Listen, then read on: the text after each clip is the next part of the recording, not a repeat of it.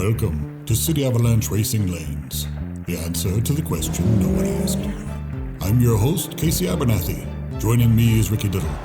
Together, we look forward to bringing you endless hours of adult diecast racing entertainment that we hope you'll enjoy a few minutes at a time. Since this is our first time here, Ricky, why don't you tell the folks a bit about what to expect? Thank you, Casey. What you are seeing here is the bracket for Team Alpha, the first of 4 team tournaments, the finalists of which will compete in our league tournament. You might be interested to know that due to our complete to compete rule, over 75 cars attempted to qualify for this tournament alone, which speaks to the technical complexity of this track. Of course, none of these drivers have attempted to make it to the finish line while battling through other cars, so expect to see some very competitive racing today. And although attendance is low, my expectations are high, since I've been waiting a long time for this event to take place. So let's take a look at our first group of racers. Qualifying first in what is by far the heaviest vehicle in this tournament, Magnus Vermagnussen in the Baja Bison T5. Anita Forchik gained the 8th seed, driving a 94 Audi Avant RS2. Robin Coleman, perhaps overly optimistic about the performance of his Chrysler Pacifica, as he did in fact qualify 9th. Lastly, we have Tom Stoltman, driving the lowest and slowest entry in the tournament, qualifying 10 seconds behind Magnus in a Volvo 850 Estate, giving him the bottom seed. Each of these drivers should be proud they've gotten to this point. Now the real racing begins.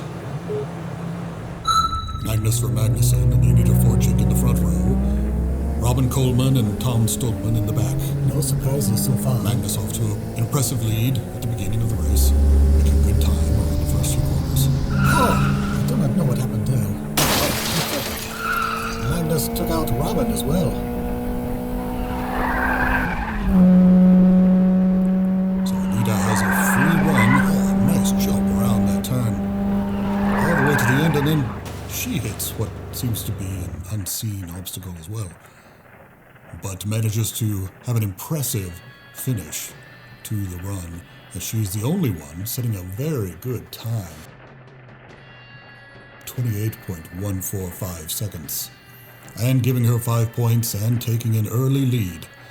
There is Tom and Robin joined together there after turn 5 with Magnus over in the trees next to the hangar. Let's see if we can determine what happened in the replay. Once again, we have a decent start by all the drivers right off the beginning. Magnussen off to an impressive lead. At least 5 car lengths ahead. Smooth turn around turn 2. And Magnus just loses it on turn 5. Possibly a blowout. An impressive avoidance by Anita. Robin and Tom nowhere to be seen. But Anita at this point is all alone and manages to make a nice clean run down the rest of the track. Nice and jump. A very nice jump off of that turn 10. That's a lot of air. Getting some nice air. And a smooth run past the finish line.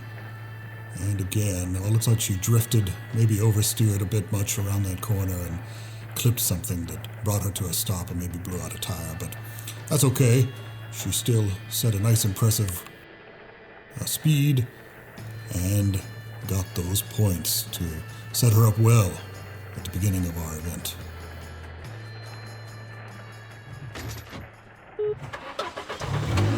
And that's good to race 2. Magnus and Tom in the front row this time. Magnus has Anita behind him, which shouldn't be a problem as he should be able to pull ahead. And actually Tom setting a pretty impressive start as well, but he falls behind as Magnus pulls ahead in turn 5 and 6. Seems to be a little in turn 7. But he's pulling ahead. Very good time, getting a little squarely, his back end up. Jump. Turn 9 and 10, and then, oh, he clipped the bridge. at the end, before the finish line, and I think Anita was the only one to finish technically, setting an impressive time of 28.168 seconds, gaining another 5 points, as Kermit the Frog said on his first day of being a TV weatherman, that is unfortunate. There we see Tom upside down next to the landing pad. Possibly some distracted driving there. And Robin, again, over by the ramp, on his roof as well. The Pacifica may be a bit top-heavy. Not sure what's going on with turn 5 that's causing such chaos beyond it, but it does seem to be a challenge for our drivers today. So again, a good solid start. Magnus and Tom really starting out smooth. Tom does get a little up on his side around turn 2. Tom and Anita both getting a little air on turn 2.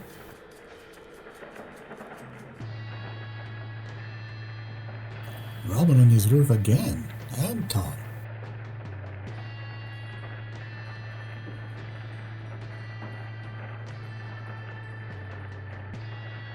Here is where Magnus really starts to get squirrely. He gets up on his edge there. Magnus was up on his side himself there on the final hill and then turned into the tree, and Anita was able to pass him. Stopped at the overpass to check on her fellow racer to make sure that he was okay, and maybe to take a look at her score as well. Looks like he drifted down the rest of that hill and got up over the curb, clipped a tree, and then instead of braking, which would have brought his front end around, he pressed on the gas even more and drove himself into the bridge. Anita didn't have a very fashionable finish either. She was turning around as she was passing Magnus.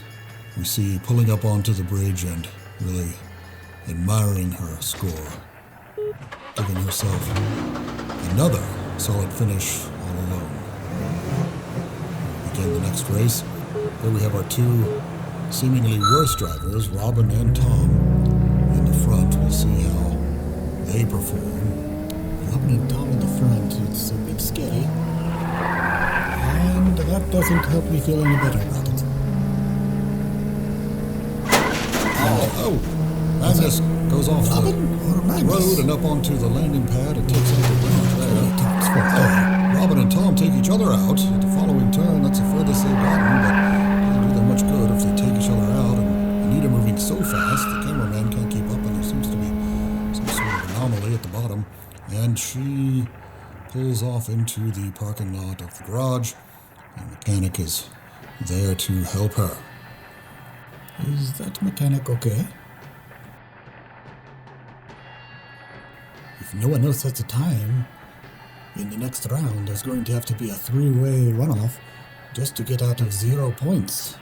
A decent time of 30.394 seconds. There we have Robin and Tom again on the roofs, this time in the off-road parking Oh lot. look, Robin and Tom on the roofs again. Shocking.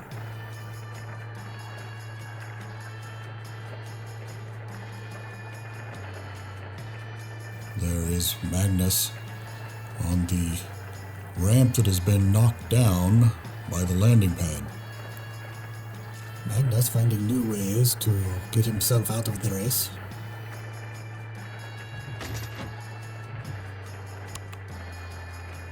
So Robin getting a little bit ahead of himself, taking a jump off the line at the beginning of the race. But then pulling ahead nicely. That is just not good.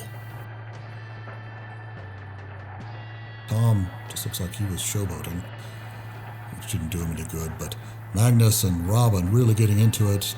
Magnus going up on the landing pad, taking out the photographer and the ramp, and falling back off the landing pad. Tom and Robin were doing well into that light pole. Which was just in time for Anita to get around and make her way down. But really, Anita is so smooth. Nice smooth run. Oh, nice drift down there around turn 11. And a smooth finish. She seems to be unstoppable. Especially by that mechanic.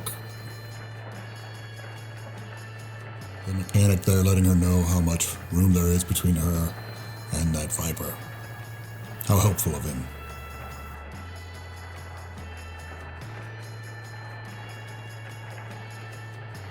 So that's 3 unanswered wins by Anita Forchik. If someone else doesn't score something in this next race, there's going to have to be a runoff just to get past 0 for the rest of the drivers, which is not exactly the beginning to the series that we wanted. And it won't be easy with Anita in the front row. She might be a little bit scared of how Magnus is going to behave. Leaving them in the dust, but Magnus being very aggressive, just right on Anita's back. Really pushing her. And it looks like he took her out around turn 5. Robin and Tom taking themselves out, as usual. So really, it's up to Magnuson to make his way down to the finish line without taking himself out. Nice run to wrap it up. Any chances this time? Make sure it makes it far past the finish line. Great run by Magnus this time. Getting himself 5 points. A decent time of 30.165 seconds, but more importantly, getting those 5 points and taking out Anita, which probably made him feel good about his own situation. We see there Tom and Robin next to the landing pad, and Anita for the first time off the road there next to the hangar parking lot herself. Let's take a look at the replay and see if we can break this situation down and maybe get a little insight into really what the attraction is of that landing pad for all the cars to stop or crash or go up on their roofs. Again, Magnuson driving very aggressively here. Not so much Tom and Robin.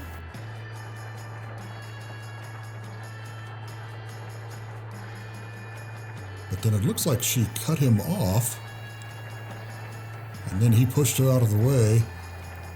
Robin just doing a barrel roll for some reason, getting in Tom's way and stopping them both. But then we see Magnus just doing a celebratory drift down the next hill, and a nice smooth run past turn 10 and 11. No issues there, and a nice little drift past the finish line, maintaining obviously enough speed to push him past the last turn and the shop. Losing control there at the very end. But a nice run by Magnus for Magnuson, and really setting himself up for success. We'll see Magnus for Magnuson and Anita Forchik again in the semifinals. Who will join them, and what possible surprises await us? We'll find out together. We hope you've enjoyed today's program. For Ricky Little, I'm Casey Abernathy, reminding you to keep your head up and your foot down. And we'll see you next time at City Avalanche Racing Lanes.